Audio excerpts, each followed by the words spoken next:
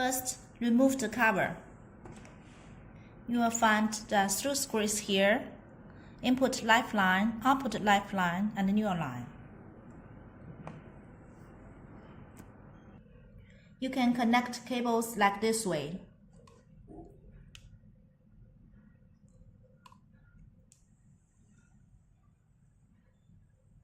Turn on power supply. You can remote control your light by mobile phone. Turn off. Turn on. Change brightness. You can voice control your light by Echo and Google Home. Alexa, turn on dimmer switch. Okay.